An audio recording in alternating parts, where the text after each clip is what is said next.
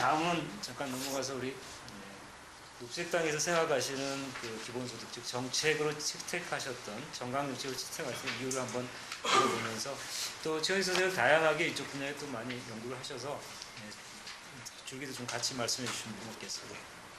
예, 다시 인사드릴게요. 반갑습니다. 경기녹색당 정책위원장 최현식입니다. 반갑습니다. 늦은 밤 피곤하신데 계속 연달아 얘기 들으시더라고. 예, 다들 한번 이렇게 기지개도 한번 펴시고 해줘 이렇게. 쉬는 시간은 아니지만 그래도 예. 아이고 이게 그러니까 뭐 그 정당의 정책으로 기본소득을 얘기했던 건 이제 녹색당이 처음은 아니고요. 그 전에 사회당이라는 당이 있었습니다. 사회당이 있었고 사회당에도 노동당도 합쳐졌고 노동당에서 이제 당론까지는 아니지만 노동당 내에서도 이제 기본소득을 얘기를 많이 나오고 있는 거고요. 그리고 이제 녹색당은 올해 3월에 그러니까 뭐 말로 하자면 전당대 같은 거죠. 전국의 대의원들이 모여서 하는 대회에서 이것을 당론으로 이제 채택을 했습니다.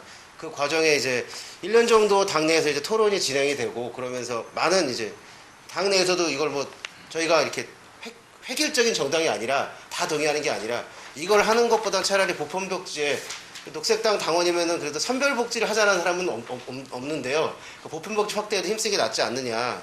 보편복지 확대하고 무상교육을 더 내실 있게 만들고 무상보육을 더 내실 있게 하고 무상의료까지 이렇게 단계별로 가는 게 기본소득보다 더 낫지 않느냐는 의견도 상당수 있습니다. 있고 근데 그럼에도 불구하고 이제 기본소득이란 걸 이제 택하게 된 거죠. 일단은 뭐 기본소득에 대해서 다시 말씀드리자면 아까도 좀 전에 백 의원님이 말씀하셨지만 이게 그러니까 소득의 개념으로 접근하기도 하지만 녹색당에서 이제 존재, 존엄, 이 가치 여기에 대한 배당이다. 시민 배당이란 말도 쓰고 뭐 내부에서 나왔던 얘기는 뭐 이제 존재 배당이니 뭐 존엄 수당이니 이런 말도 나오고 막 여러 가지 이제 말들이 나왔는데 그러니까 다른 거 다 필요 없이 존재한다는 이유만으로도 가치가 있다라는 생각을 하고 있는 겁니다. 그러니까 사회 구성원으로서 존재하고 우리가 뭐 살면서 가만히 있는 게 아니잖아요. 뭐 저도 안경도 사고 핸드폰 요금도 내고 옷도 사 입고 밥도 사 먹고 뭐 차비도 내고 하면서 어쨌건 내가 존재하면서 저는 소비할 수밖에 없고 존재하는 순간 어떤 가치를 만들어낼 수밖에 없게 되는 거죠. 내가 아무것도 안 하고 그냥 숨만 쉬고 밥 먹는다 할지라도 뭔가 하는 게 사회에다가 내가 내 돈을 갖다 바치는 게 아니면 내가 없으면 내 가족이라도 이제 사회에 갖다 주겠죠. 이런 게 있는 거기 때문에 존재가 가지는 의미에 대해서 여기에 대해서 왜 국가는 의무만 강조하고 아무것도 안 하는가 이런 얘기들 이제 나왔던 거고요. 녹색당에서 얘기하는 건 뭐 다들 아시겠지만 탈핵, 탈성장, 뭐 에너지 전환 이런 것들을 중심적으로 얘기하는 정당이었고 후쿠시마 핵발전소 이후에 만들어진 정당이었고 한데 그래서 이제 생각을 해보니까 이 당내에서도 일자리가 점점 없어지는 게 눈에 보이는 거죠. 이제 그 직접적으로 이제 이 사회를 어떻게 우리가 정당으로서 정치 시민권을 획득하고 어떤 정책을 펼쳐 나가고 이렇게 할 때 탈핵과 에너지 전환 이런 것도 중요하지만 보다 많은 사람들의 삶의 조건을 나아지게 하려면 무엇이 필요할까 고민하다 보니까 뭐 다들 아시겠지만 지금 톨게이트는 점점 다들 하이패스로 바뀌고 있죠. 이게 2018년이 되면 전부 다 바뀐답니다.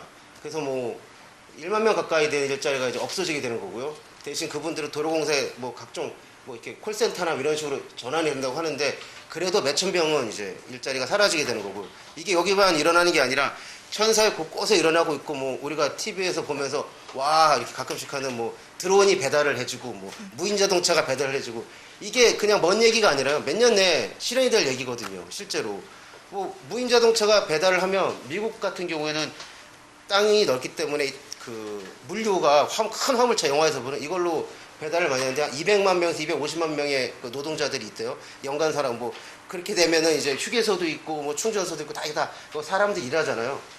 그런 사람들 일자리가 다 없어지는 거예요. 이제. 다 없어지게 되는 거. 우리도 마찬가지로 그런 일들이 점점 빠르게 진행이 되고 있고 그 뭐 다들 아시겠지만 그러니까 IMF 이후에 이제 생산지 노동자들의 신규 채용은 많이 줄었습니다. 왜? 공장 자동화를 하니까요. 해외 이전도 많이 했고 공장 자동화도 많이 하고 있고 이래서 신규 채용들 많이 줄어들고 있고요. 지금 이러한 현실에서 그러니까 일자리를 늘리려고 정부는 노력을 해야죠. 하는 게 맞고요. 최대한 이거 사회적인 경제를 활성화시킨다거나 여러 가지 방법을 써서 확장을 시키고 그렇게 해야 되는데 이것이 이제 예전처럼 어떤 대규모 투자, 대규모 개발, 대규모 자원의 어떤 이제 뭐 수탈이라고 표현해야 되나? 대규모 자원을 이제 자연에서 끌고 와서 이걸 쓰면서 경제가 발전하는 식으로의 발전으로는 어렵겠다라는 게 이제 녹색당 내에서 나왔던 얘기들이고요. 그런 것들을 통해서 지금까지 쭉 산업화이 한 200년, 300년 역사 속에서 그래서 나왔던 결과는 이제 기후 변화이고 점점 가난한 곳에 정말 기후 변화 더 막대한 타격을 입히고 있고 나라가 뭐 토우루나 뭐 이런 나라도 이제 나라가 사라지고 있는 거고 그리고 뭐 방글라데시나 이런 국가들은 막 태풍으로 너무 힘들어지고 이런 것들을 반복하면서 이런 경제 체제를 유지하는 게 옳지 않겠다 생각이 들어서 그렇다면 대안은 무엇인가 고민하다 보니 이제 기본소득이라는 것들이 나왔습니다. 그러니까 지금 있는 이것들 가지고 우리가 어떻게 하면 잘 사용할 수 있을까라는 고민 속에서 기본소득이 나온 거고요. 그리고 이제 기본소득 얘기하면서 그냥 누구에게나 조금씩 돈을 준다는 게 가능한 것인가라고 이제 얘기들 우리끼리도 많이 했는데 가만 생각해 보면 예전에는 누구나 노예가 당연하다고 느꼈어요. 그리고 예전에는 누구나 다 이제 투표권을 준다는 거는 어린 반푼어처럼 소리였고 처음에 투표권은 재산을 가진 성인 남자들만 투표권이 있었거든요. 그리고 그것이 이제 확대가 돼서 여성 참정권 같은 경우에는 뭐 우리가 말하는 서구도 2차 대전 무렵에나 여성 참정권이 된 것이 그전에는 투표는 남자의 전유물이었죠. 그러니까 정치는 남자가 하는 것이었고 이런 식으로 투표권과 같이 생각을 해보자라는 이제 고민을 했습니다. 그러니까 누구나 투표하듯이 누구나 배당받을 권리가 있다라는 것이고요.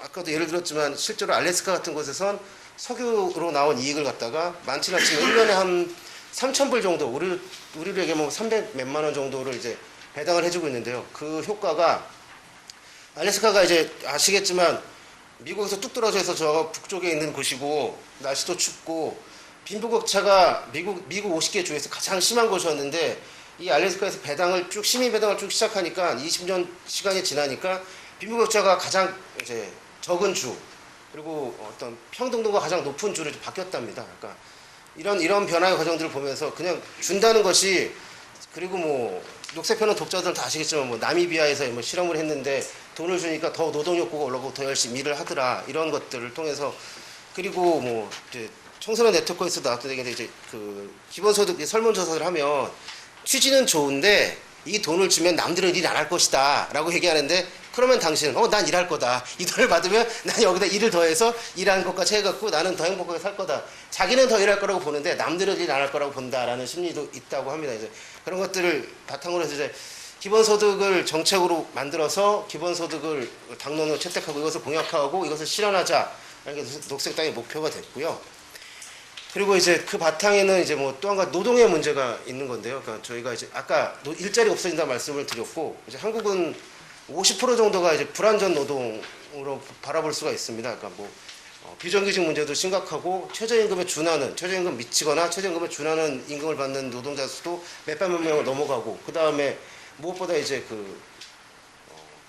소득이 적은 자영업자 수도 아주 만만치 않게 늘어나고 있어서 이 사람들 다 합치면 그러니까 임금 노동자의 절반을 육박하는 수준이 이건 이제 여러분들이 살면서 느끼실 것이고 그리고 뭐 지금도 이제 계속 경향신문에 연대서 이제 시리즈로 나오는데 가족이 이제 비정규직 노동할 경우에는 자식도 비정규직 할 노동의 확률이 아주 매우 높이 올라가고 있고 이것은 눈앞에 보이고 있는 거고요. 이런 현실들 타파하기 위해서 이제 비정규직을 정규직하는 것도 중요한데 계속 이것만 갖고 싸울 게 아니라 좀 전환을 시켜보자. 모든 것을 좀 바꿀 수 있는 전환하기 위한 수단이 무엇일까 고민하면서 이제 기본소득이 이제 나오기도 했습니다.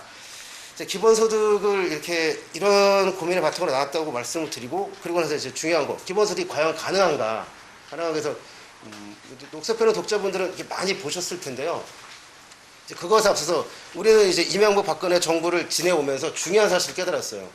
4대 강의 22조를 퍼붓고 자원외교로 37조 밝혀진 것만 지금 또 수십 조가 더 있었는데 하여튼 이 수십 조를 퍼붓고 그다음에 뭐 군수비리는 뭐 하여튼 수십 조가 군수비리가 있고 거기에 뭐 해외에 도피된 자금 여기로 탈취된 자금은 뭐 유스타파에서 뭐 700조 얘기 나오다가 또 누군 1000조 얘기하고 그러는데 이 수많은 돈이 빠져나가고 다 없어져도 우리는 여전히 경제가 유지되고 잘 살고 있어요. 예. 이거를 누구한테나 줘도 모든 국민에게 줬으면 오히려 더 나아졌을 거예요. 그러니까 이것을 우리가 그냥 몇 년 동안에 경험을 한 거예요. 뭐 수십조 돈이 훅 날아가도 우리 경제에 별 문제가 없구나. 이것들을 이제 우리가 경험을 했고요. 그래서 저희가 이제 얘기하는 건 그렇다고 녹색당이 과격한 정당이 아니라서 한꺼번에 모두에게 다 주자라고 하고 싶지만 이것이 어렵다는 걸 알고 있기 때문에 녹색당에서 바라는 건 이제 1단계는 농어민, 청소년, 장애인, 노인 이렇게 해서 이분들에게 일단 30만 원이나 40만 원 정도의 그 기본 소득을 주자라는 건데요. 이게 과연 가능한가? 그러니까 뭐 가장 많이 얘기 나오는 게 이제 덴마크 얘기인데요. 거기는 이제 조세 부담률이 48% 정도가 넘거든요. 근데 우리는 조세 부담률이 24%, 절반 정도입니다. 우리가 덴마크 수준의 조세 부담률을 하면은 당장이라도 매달 60만 원씩 기본소득이 가능합니다. 근데 한꺼번에 올리면 너무 힘들어하니까 거기 절반 정도, 33%, 34% 정도만 단계적으로 올라가면 조세 부담률이 그럼 누구에게나 30만 원 줄 수 있는 재원이 마련이 됩니다. 아주 크게 보자면 그렇게 되는 거고요. 이것도 한꺼번에 가자. 그럼 좀 힘들 수 있으니까 저희도 이제 이게 망하자는 게 아니라 같이 잘 살자 그러니까 이걸 단계적으로 좀 풀어보면 그럼 뭐 여기서 이렇게 좀 나와 있는데요. 이제 이걸 이렇게 뭐 PPT를 할 게 아니라서 그냥 일단 15페이지를 보시면요. 저희가 녹색당에서 고민했던 1단계는 청소년, 청년, 농어민, 장애인, 노인에게 이제 우선적으로 주는 거고 플러스 보편적인 생태 이제 배당 이런 걸 하려고 하는데요. 그러니까 이제 청소년, 뭐 그다음에 농어민 이렇게 나오는데 여기 우리가 바라는 청소년, 청년은 만 15세에서 29세까지를 바라보고 이게 이렇게 된 것은 의무교육이 끝나는 국가가 책임지는 건 중학교까지니까 의무교육이 끝나는 시점부터 그다음에 29세까지 봐서 요 사이에는 무조건 이제 기본소득을 주자라는 게 있는 거고 농어민 이제 농어민들 좀 전에도 이제 전국 투어하면서 만났던 농민들 얘기하고 그랬는데 녹색당에 농민들이 많이 계시고 이분들은 거대한 기업농이나 어떤 재벌이 되고 싶어서 농촌에 가신 게 아니기 때문에 이분들이 바라는 건 저한테 얘기했던 건 50만 원이었거든요. 매달 50만 원만 들어온다면 그러니까 이제 뭐 전기세, 수도세 뭐 이런 거 뭐 그다음에 나도 나가서 가끔 밥도 사 먹고 뭐 차비도 좀 하고 영화도 한 편 보고 이런 것들을 먹는 것들은 내가 다 만들어서 할 수 있으니까 이런 것들을 필요한 돈들에서 매달 50만 원만 들어온다면 가족 먹고 살만 하다 우리는 일을 아예 안 하는 게 아니고 또 가끔씩 뭘 내다 팔고 할 테니까요. 그런 얘기들 있어서 이제 그리고 농민 기본소득을 저희가 2012년 총선에서 공약으로 냈었습니다. 그리고 지금 뭐 충남발전연구원에서 이제 공익기업 월급제라는 이름으로 해서 구체적으로 지금 고민을 하고 있고 시행을 하려고 하고 있고요. 그래서 이것이 그냥 허황된 얘기들이 아니라 있던 얘기들을 이제 모은 거예요, 저희는. 이제 모은 거고. 그래서 노인수당은 박근혜 정부가 주기로 하고 있습니다. 주고 있고요. 지금 70%에게 주는 것들을 100% 돌리고 좀 금액만 올리면 되는 거거든요.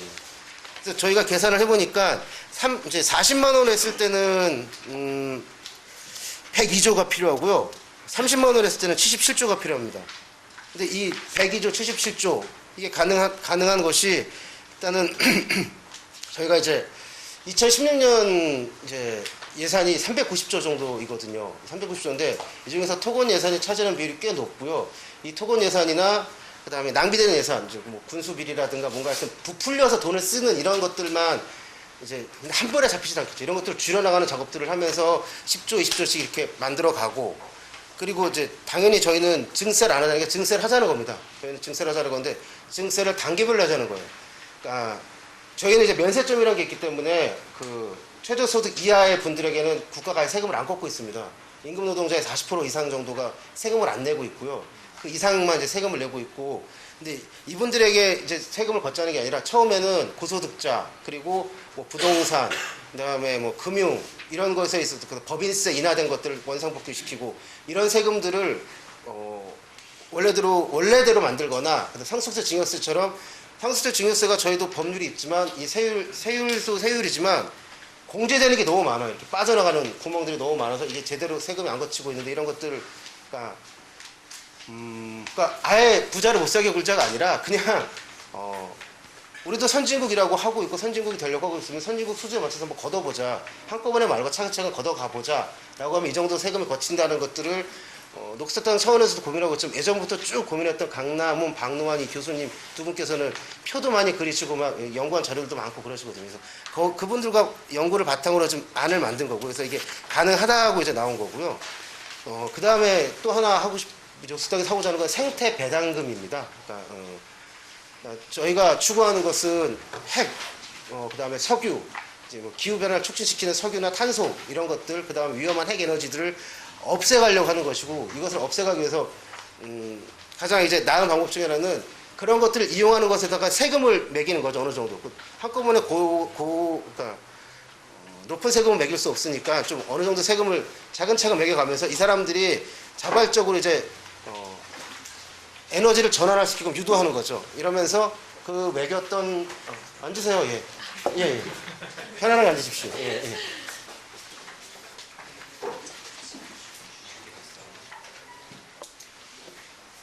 이거 혹시 자료집 있으시면 15페이지나 17페이지를 봐주시면 됩니다. 예. 없으시면 그냥 예.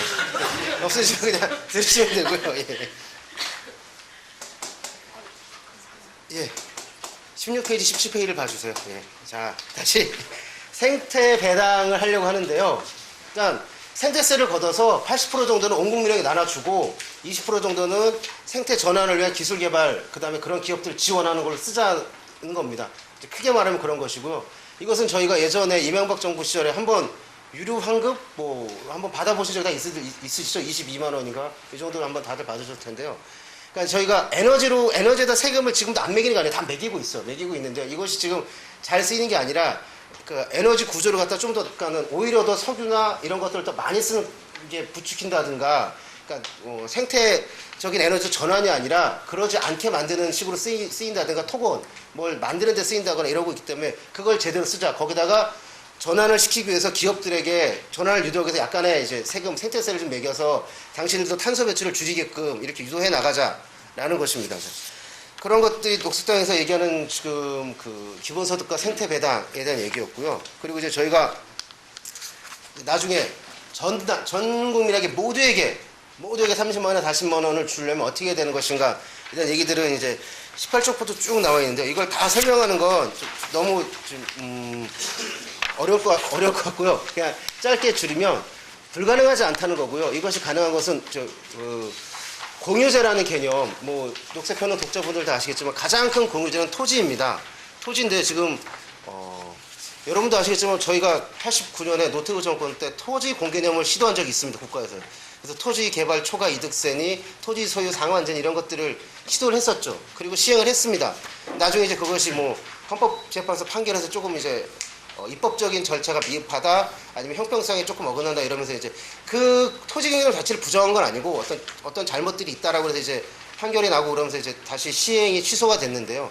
이런 것들의 개념들을 자연이 갖고 있는 가장 큰 공유재인 토지 그리고 인간이 만들어낼 수 없는 대표적인 게 토지 이 토지에 대한 그리고 이것이 또 온 사람들이 모든 이제 생명들과 우리들도 같이 이용해야 되는데 우리들 마음대로 재단하고 자르고 뭐 개발하고 뭐 이러고 있는데 이런 것들을 제대로 하기 위해서 거기에 대한 적절한 조치와 세금들을 매겨 나가자. 그리고 토지 경구에 대한 개념들을 좀 더 이렇게 한꺼번에 만들어지진 않겠지만 차근차근 만들어 가보자. 이것이 첫 번째 그 조세 개혁의 한 방편이고요.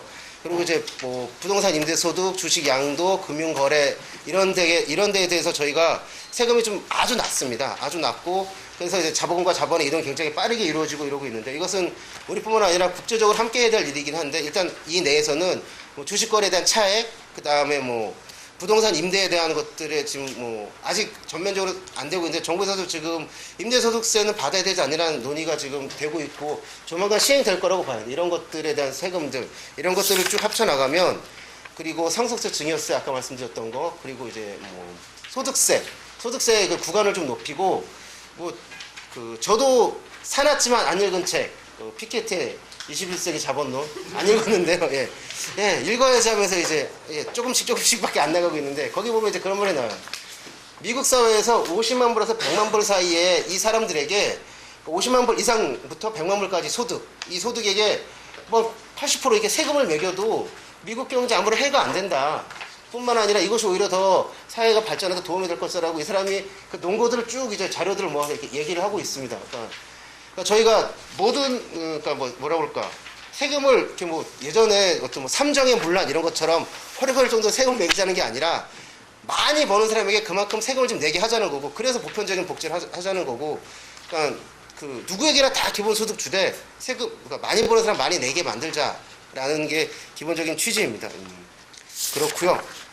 그리고 뭐 이제 뭐 탈세, 지하경제 이런 부분들이 있는데 이런 부분들은 뭐 이미 다 말이 나왔던 거고요. 한국의 이제 자영업자들 탈세나 전문직 고소득자 탈세 부분들은 뭐 해마다 나오는 것들인데 이런 부분들을 이제 좀 투명하게 고쳐 나가서 이제 받아들이는 세금들 이런 것들을 이제 쭉 합쳐가면 그러니까 강남원 광노한 교수님이 2, 3년 동안 쭉 연구했던 데이터들 모아보면 가능하다라고 이제 나오는 거죠. 그리고 저희 경제 규모가 조금씩 그래도 성장이 더뎌지고 있지만 그래도 2%대의 성장을 하고 있다 해도 조금씩 늘어가고 이런 것들이 합쳐지면 모두에게 이게 기본소득 주는 게 가능하구나라는 것까지 이제 데이터로 이제 나왔다는 걸 말씀드리고요. 문제는 정치라고 생각이 듭니다. 그러니까 말씀드렸다시피 청년, 뭐 그다음에 노인, 농민에게 주는 건 지금 당장이라도 불가능하지 않다고 보거든요. 이것들부터 실현하는 것들, 이것을 할 정치 세력들에게 힘을 몰아주고 지금 그러니까 뭐 이런 농담상 이런 말도 해요. 새누리당도 기본소득 하겠다는 거 아니야?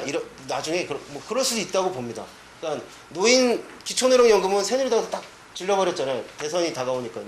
이런 식으로 그리고 기본소득은 꼭 무슨 좌파의 논리가 아니라 그러니까 뭐 그 우파 뭐 일본에서는 구구파가 기본소득 하자는 얘기도 하고 그다음에 신자유주의 학파의 작은 아버지쯤 되는 밀턴 프리드만이라는 사람은 이제 뭐 부의 세금, 그러니까 부가 이제 부자가 아니라 마이너스 세금 그래서 일정 소득점 이하의 사람들에게는 이걸 채워주기 위해서 오히려 이 사람들이 돈을 주자 이런 얘기를 밀턴 프리드만이 얘기했고요. 그래서 닉슨 대통령 때 이것이 이제 법안으로 올라가서 통과가 될 뻔했는데 상원에서 이제 부결이 됐죠. 그때 아마 통과가 됐으면 어쩌면 대한민국 기본소득 하고 있을지 몰라요. 미국 거 쫓아가고 있으니까 하고 있을지 모르죠.